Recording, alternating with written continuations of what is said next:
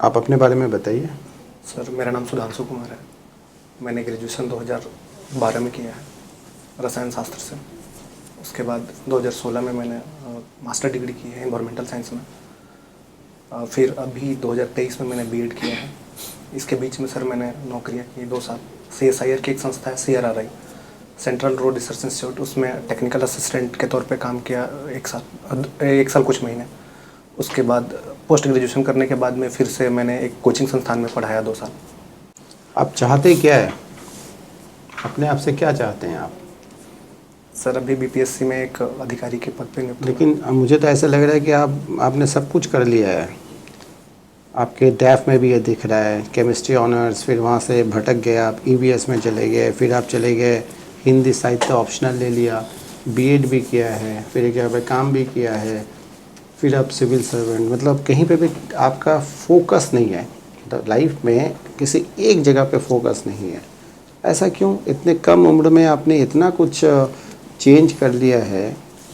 Sir इसके पीछे कुछ रीज़न है। एक रीज़न तो सर ये है कि जैसे मैंने ये बताइए, केमिस्ट्री ऑनर्स के बाद आप पीजी में, नॉर्मल ये रहता है कि उसी स्ट्रीम में ही हम लोग पीजी में जाते हैं जहाँ ग्रेजुएशन है, तो क्यों आपने चेंज किया? कौन सा ऐसा समस्या आ गया आपके सामने? सर मैंने नौकरी ज्वाइन की थी CSIR में, मतलब CRRI में सर। तो वहाँ पे जो मेरे सीनियर्स थे वो इन्वायरमेंटल साइंस पढ़ के आए थे और उसमें उनको स्कोप, मतलब वो बता रहे थे कि स्कोप ज़्यादा है। तो इस वजह से उन्होंने सजेस्ट किया। फिर मैंने सेंट्रल यूनिवर्सिटी का एंट्रेंस हुआ, मैंने वो क्लियर किया और उसमें अच्छा, मैं समझ गया। उन्होंने सजेस्ट किया और आपने फॉलो किया। क्या आपने खुद ऐसा सोचा है कि केमिस्ट्री में और क्या क्या ऑप्शंस हैं? क्या आपने कॉस्ट बेनिफिट एनालिसिस किया? ये सर किया था। केमिस्ट्री ऑनर्स लेकर अगर आप जाएंगे तो कोई स्कोप नहीं था? नहीं सर, उसमें बहुत स्कोप वही मैं कह रहा हूँ। लेकिन सर मैं उसमें उतना मध्यम दर्जे का विद्यार्थी था, तो मुझसे वो मतलब हो नहीं पा रहा था। किसी और ने बोला कि EVS कर लें तो आपने कर दिया? नहीं सर, मैंने अवलोकन भी किया, वो मुझे थोड़ा आसान EVS में आपको लगा कि आप स्कोप ज़्यादा है। उसके पहले आपने बीएड किया था, उसके बाद? सर बीएड अभी किया है। हाँ, तो अगर EVS आपने लिया है और आपने ये सोच के लिया कि EVS में स्कोप ज़्यादा है, फिर बीएड आपने क्यों किया? फिर आपको किसने बोला होगा कि बीएड में स्कोप और ज़्यादा है? सर नहीं, बीएड का सर ये था कि गवर्नमेंट जॉब की तरफ आकर्षित होना था। लॉकडाउन तो मैं कह रहा हूँ, कभी कुछ एक जगह पे टिकते नहीं है, फोकस नहीं है। ये आपके पर्सनालिटी का सबसे बड़ा ड्रॉबैक है। मुझे ऐसे 2 और ड्रॉबैक्स बताइए आप जो आपके पर्सनालिटी में है। एक तो ये दिख गया आपके डेफ में ही है और आप खुद भी बता रहे हैं, और 2 ड्रॉबैक्स बताइए पर्सनालिटी के। सर एक तो सर मैं मतलब बहुत ज़्यादा फूडी टाइप का हूँ। मतलब मुझे स्ट्रीट फूड बहुत पसंद है। Street food? ये सर। मतलब आप हेल्थ कॉन्शियस नहीं है, कुछ भी खा लेते हैं? सर है, लेकिन उतना नहीं है। उतना नहीं है सर। अच्छा, ठीक है। और तीसरा? और तीसरा है सर कि मतलब मैं इजीली कन्विंस हो जाता हूँ किसी से। तो बहुत डेंजरस हैं। आप सिविल सर्विस में आएंगे और इजीली कन्विंस हो जाएंगे, वो तो दिख भी रहा है। किसी ने बोला कि EVS अच्छा है, आपने बोला EVS की तरफ चलते हैं। किसी और ने बोला होगा कि बीएड अच्छा है तो बीएड कर लेते हैं। हिंदी साहित्य किसने बोला था आपको? सर हिंदी साहित्य तो मैंने अपने कुछ सीनियरों से बात की। हाँ, वही वाली बात है। उसमें सर जिसने जो बोला आपने वही किया। सर नहीं, उसके तो ऑफिस में भी तो कुछ ऐसा ही होगा। सर उसका रीजन कुछ और भी था। उसका रीजन ये सब था कि कुछ भी हो, आप किसी के कहने पे कर रहे हैं। सर कहने पे नहीं किया, मैंने उनको पढ़ के फिर आपने डिसाइड किया हिंदी साहित्य लें। सर मैं कोचिंग में था तो मेरे पास वक्त का बहुत अभाव होता था और ये यही सब्जेक्ट दिखा जो सेल्फ स्टडी से निकला जा सकता था।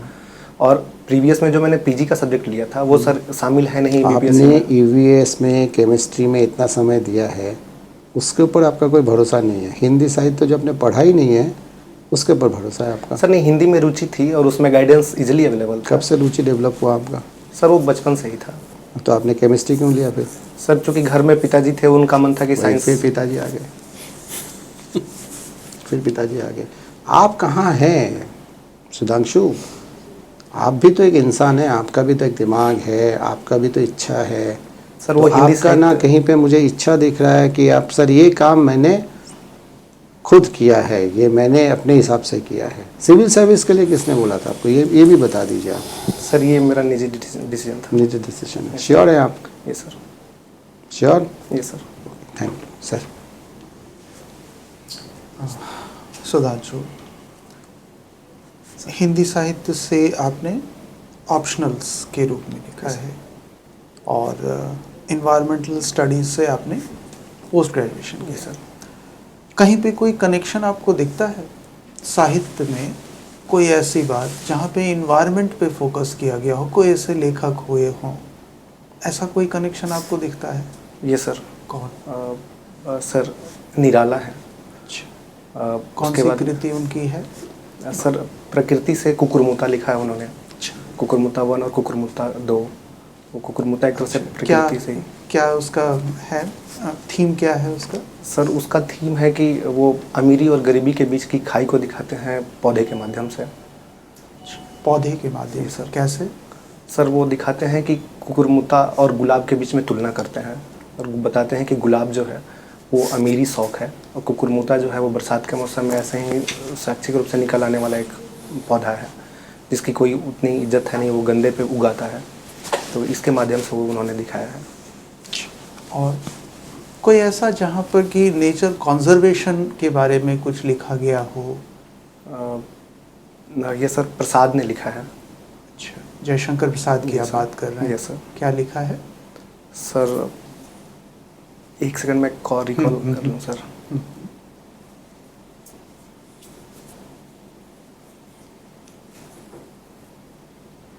सॉरी सर, वो रिकॉल नहीं कर पा रहा हूँ। अच्छा, और जहाँ पे प्रकृति, उसके सौंदर्य की बात सर हो? पंत है। अच्छा पंत को प्रकृति का राजकुमार भी कहा जाता है। अच्छा, क्यों? क्योंकि उन्होंने अधिकतर रचनाएं प्रकृति संबंधित ही लिखी है। जैसे? सर वो नाम याद रिकॉल नहीं कर पा रहा हूँ। अच्छा, और भी कुछ आप बोल पाएंगे? चलिए, अच्छी बात है। आपका बैकग्राउंड अलग अलग फील्ड्स को टच कर रहा है, ये सर। है ना? मुझे आप बताइए कैसे ये आपको एक अच्छे सिविल सर्वेंट के रूप में हेल्प करेगा? ये अलग अलग विषयों की जानकारी जो आपके पास है, उन सारे के पॉजिटिव्स, कौन कौन से पॉजिटिव्स आप एडमिनिस्ट्रेशन में यूज़ कर सकते हैं? सर जैसे मैंने केमिस्ट्री से ग्रेजुएशन किया है, उसका संबंध सर अगर कहीं वही क्राइम होता है उसके अनुसंधान में उसका इस्तेमाल हो सकता है। कैसे? सर जैसे फॉरेंसिक वगैरह में फॉरेंसिक साइंस, क्राइम मर्डर वगैरह होता है तो उससे संबंधित तथ्यों को जुटाने में। अच्छा, ये तो अगर आप पुलिस डिपार्टमेंट में जाएंगे फिर इस का यूज़ आएगा। ठीक है। और इन्वायरमेंटल साइंस है सर। इन्वायरमेंट कंजर्वेशन की बात हर सरकार इस समय कर रही है, हमारी वर्तमान सरकार भी कर रही है। तो सर इसमें इसका सीधा सीधा लाभ मिलेगा। हिंदी साहित्य से सर संवेदनशील होना सीखा है, तो इससे प्रशासन में अगर हम संवेदनशील रहते हैं तो इससे सामान्य जन को फ़ायदा मिलेगा और एक अच्छा सिविल सर्वेंट बनने का मुझे मौका मिलेगा। ठीक है।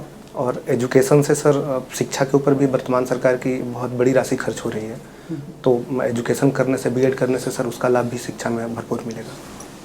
अच्छा, आपने कहा सरकार अभी इन्वायरमेंट की तरफ काफ़ी काम कर रही है। राज्य सरकार के संबंध में कुछ ऐसे कामों के बारे में आप मुझे बताएं।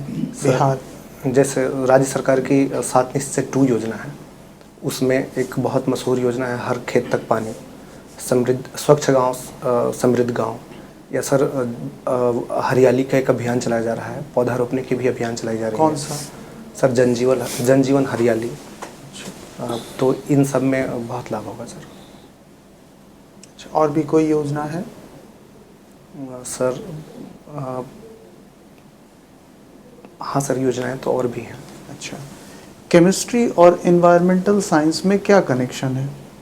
आपने अभी भी कहा ना कि मैं पहले केमिस्ट्री था, बाद में वहाँ से क्या कनेक्शन है? कहाँ पे आप कनेक्शंस देखते हैं? सर केमिस्ट्री के ही एक पार्ट के तौर पर इन्वायरमेंटल साइंस को समझा जाता है।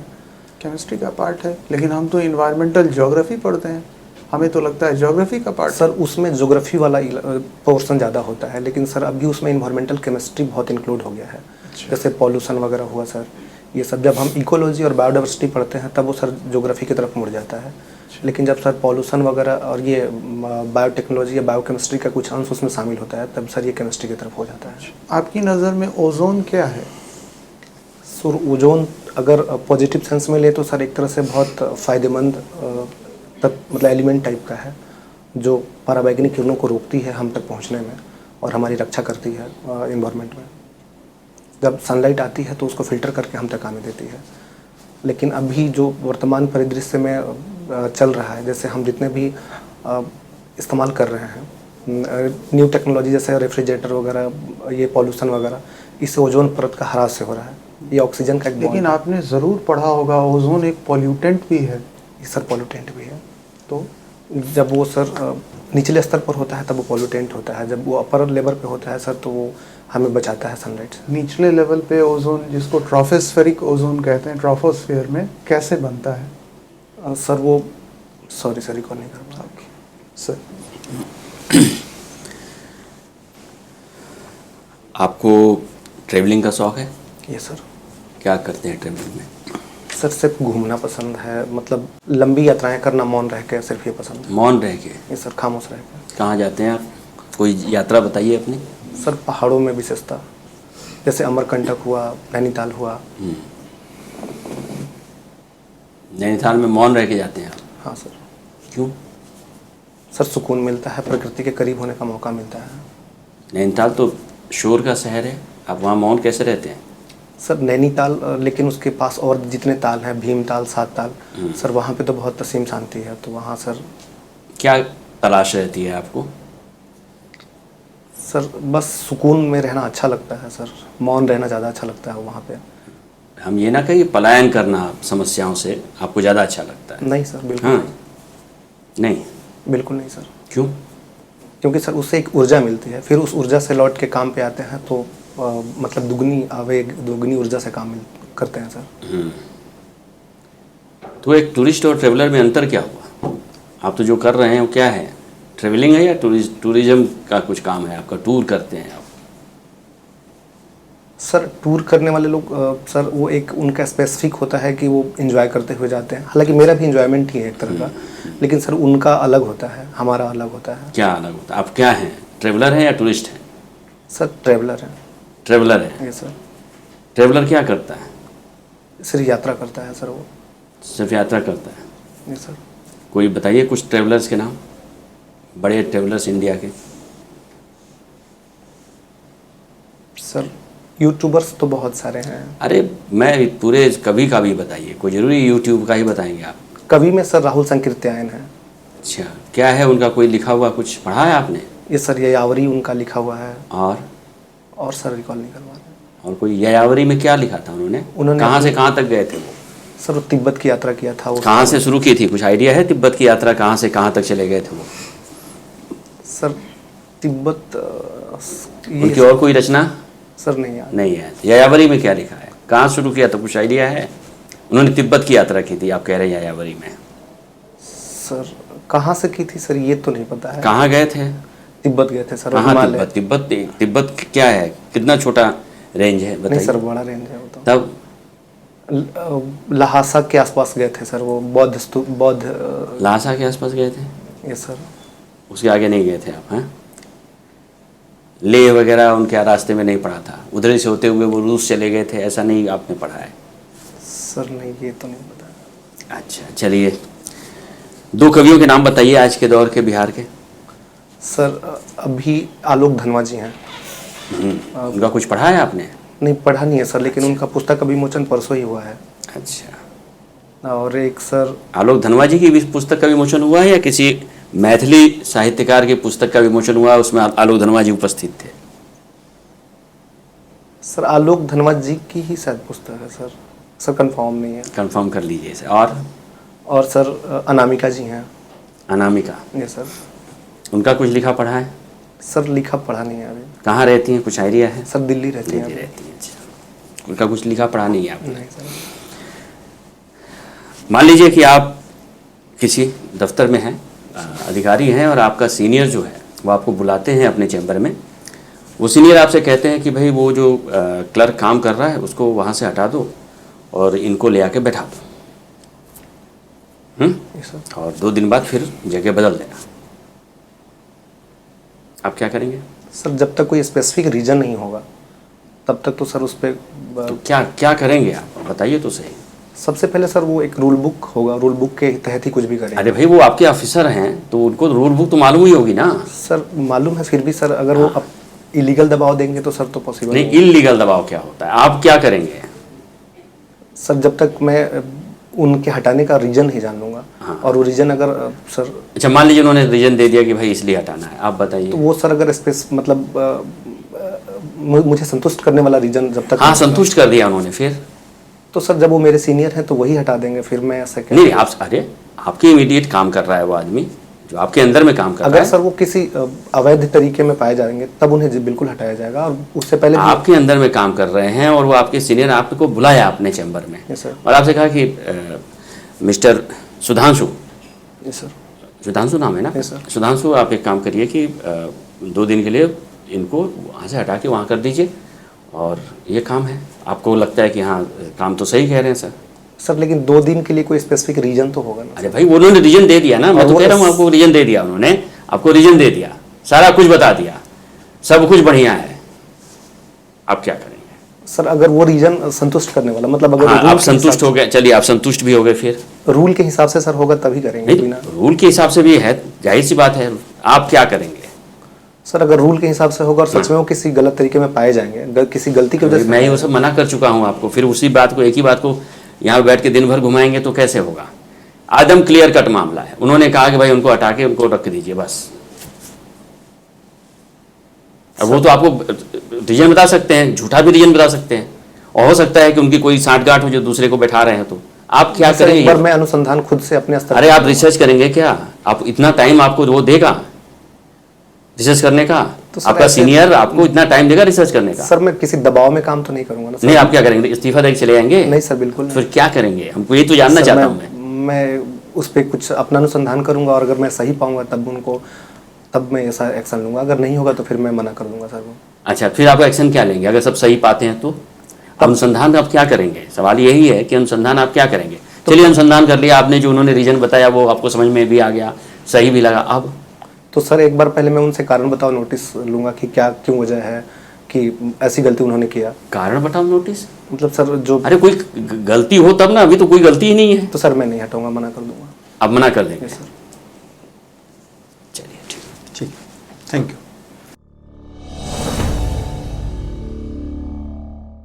कब है आपका इंटरव्यू?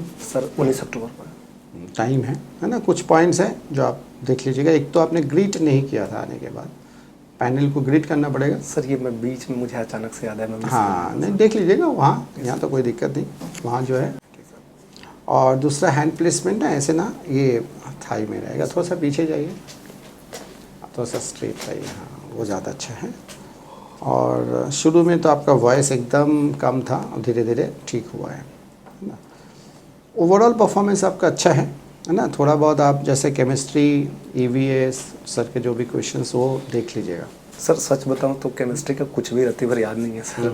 नहीं वो तो है, लेकिन जितना पॉसिबल है ईवीएस का तो हाँ सर वो कर लूँगा। हाँ वो थोड़ा सा देख लीजिएगा, जो कनेक्शन है केमिस्ट्री और ईवीएस के बीच। हिंदी साहित्य भी आप जो भी आपने पढ़ा है, करंट अफेयर्स इम्पोर्टेंट सर, है। मैं से वो बता रहा हूँ कि जहाँ पे आप, जैसे आपने एक जगह पे बोला एक पंथ है, एक पंथ जी है। हैं, हाँ, पंथ। मतलब मुझे Sorry, लगा कि ये क्या बोल रहे हैं, आप कोई सेक्ट वेक्ट का तो बात नहीं कर रहे हैं, पंथ का तो बात। आप पूरा नाम लीजिए ना। सर सुमित्रा नंदन। हाँ, एक थोड़ा सा इज्जत के साथ, है ना? बहुत ही अजीब सा लग रहा था, आप बोलना क्या चाह रहे थे वहाँ पे, है ना? वो देख लीजिएगा। अच्छा, एक तो आर्गूमेंट नहीं करेंगे पैनल के साथ। ऐसा सिचुएशन आ सकता है जहाँ आपको लग रहा है कि मैं जो बोल रहा हूँ वही सही है। क्यों? क्योंकि देखिए, आपका जो भी पॉइंट ऑफ व्यू है आप वहाँ पे दे सकते हैं, बट उनको फोर्स नहीं कर सकते कि आप मेरा पॉइंट ऑफ व्यू ले लीजिए, लेना ही पड़ेगा। आपका काम भी नहीं है वो। अपना आपका जो भी आर्गूमेंट है, जो भी पॉइंट ऑफ व्यू है, जो भी फैक्ट है, जैसे क्वेश्चन आया तो आपने दिया, और एक बार आपने कोशिश किया उसको दूसरे तरीके से बताने का, उसके बाद आपको चुप हो जाना पड़ेगा, आर्गूमेंट में नहीं जाना है, ठीक है ना? और ये जो लास्ट में जो सर का क्वेश्चन था, याद रखना ये क्वेश्चन बेसिकली ट्रांसफ़र ऑर्डर है। आप बॉस जो बोल रहे हैं आपको ट्रांसफ़र के लिए बोल रहे हैं, इधर से उधर, उधर से इधर। ट्रांसफ़र ऑर्डर रिटन में होता है, ओरल में नहीं होता है ऑलवेज। ट्रांसफ़र पोस्टिंग ये रिटन में ही होता है, ठीक है ना, ऑफिस में। तो आपको सिर्फ एक चीज़ बोलना है, सर ये ट्रांसफ़र ऑर्डर है या पोस्टिंग है, जो भी है ये रिटन में ही होता है, तो मैं उनसे रिटन में मांग लूँगा, और क्या है। रिटर्न में मांगना है यस सर, है ना। मुझे सर ये पता ही नहीं था। हाँ कोई बात ये नहीं। तो कॉमन वो है। ट्रांसफ़र है, पोस्टिंग है, ये सब रिटर्न में ही होता है और उसमें लिखा रहता है इन पब्लिक इंटरेस्ट। ये मैं आपको बता रहा हूँ। अगर वो ऐसे पूछे कि किस ग्राउंड पे ट्रांसफ़र होगा, ऐसे कैसे आप बोलना कि sir transfer posting always in public interest में ही होता है। सर लिखा रहता है इन पब्लिक इंटरेस्ट, एक्स को वाई की जगह पे, वाई को एक्स की जगह पे। वो कोई रीज़न वीज़न देते नहीं है। और इंक्वायरी वगैरह आप बिल्कुल नहीं करिएगा। वो ऑर्डर देंगे, इंक्वायरी करेंगे, है ना, तो फिर आपके अगेंस्ट चार्जशीट हो जाएगा। उसको एक पर्टिकुलर रूल है सिविल सर्विस में, उसमें ये कहा गया है कि बॉस का जो ऑर्डर है अगर वो नहीं मानेंगे आप तो फिर आपके अगेंस्ट एक्शन लिया जाएगा। क्या पूरा टोटल सिस्टम नहीं चलेगा ना फिर। तो इंक्वायरी करेंगे तो बॉस बोलेगा कि ठीक है इंक्वायरी करते रहो, इधर पहले इसका जवाब दो, चार्जशीट हो जाएंगे, है ना। तो अब सिंपली ये बोलना है कि एक ट्रांसफ़र ऑर्डर है, पोस्टिंग ट्रांसफ़र पोस्टिंग का मैटर है, तो इसमें रिटर्न में मांग लूँगा मैं। वर्बली कुछ होता नहीं हो, इसलिए मैंने आपको बुलाया कि उसको ट्रांसफ़र कर दो, उसको उधर पोस्ट कर दो, नहीं होता है, ठीक है। इतना ही बोलना है आपको, ठीक है। अदरवाइज़ आपका परफॉर्मेंस बहुत अच्छा हुआ है। सर उसका जवाब कैसे देंगे कि डाइवर्सिटी है, केमिस्ट्री, फिर इन्वायरमेंटल? नहीं देखो, वो तो आपका जो डैफ में तो हो ही गया है, मतलब अलग अलग जगह पे अलग अलग समय में अलग अलग चीज़ें आपने किया है। लेकिन ये मत बोलना कि उसने बोला था, इसने बोला था, इसलिए मैंने किया है। आप उसका रीज़न देख लीजिए सर ये क्या कह सकते रीज़न हैं है। कि या मान लीजिए सर बीएड के बारे में तो यहाँ पे है नहीं, तो आप बीएड मत बताना आप वहाँ पे। या जो भी आपने जॉब किया है वो भी शायद अगर आपने नहीं लिखा, मैंने तो मेरे इसमें तो लिखा नहीं था, तो जितना हो सके उसको हाइड कर देना। नहीं तो फिर बोलेंगे आज यहाँ पे ये कर रहे हैं, कल आप वहाँ पे वो कर रहे हैं। बीएड तो वैसे भी आप लिख नहीं रहे यहाँ पे, नहीं सर। तो बीएड स्किप कर दीजिए आप। सर वो फिर पूछेंगे ना कि गैप है, इसमें क्या किया?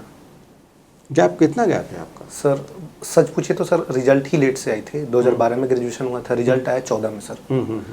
रिजल्ट आया उसके एक साल पहले 13 में मेरा एडमिशन पौंडीचेरी यूनिवर्सिटी में हो चुका था, लेकिन रिजल्ट ही नहीं आया था तो मैंने एडमिशन ही नहीं ले पाया। तो फिर 14 में रिजल्ट आया और 14 में फिर मैंने एडमिशन ले लिया। तब तक उसी बीच में नौकरी की है। अब ये तो मानेंगे नहीं कि हाँ डिग्री में लेट है। नहीं, क्यों नहीं मानेंगे? जो फैक्ट है वही बोलेंगे आप। यही तो फैक्ट है। हाँ सर, फैक्ट यही तो बोल ये रहे हैं, और क्या है? मानने का क्या है? वो जो है वो है।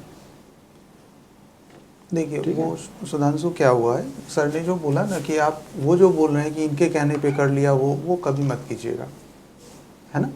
अगर ऐसी बात आती है डाइवर्सिटी, तो आप बोलिएगा कि सर अलग अलग सब्जेक्ट्स में मेरा इंटरेस्ट था और मैंने उन सब्जेक्ट को परस्यू किया जिसमें इंटरेस्ट था, और हर सब्जेक्ट से मैंने कुछ ना कुछ सीखा ही है। हर सब्जेक्ट की अपनी अपनी वैल्यू है और मैं सबको एडमिनिस्ट्रेशन में यूज़ करूँगा।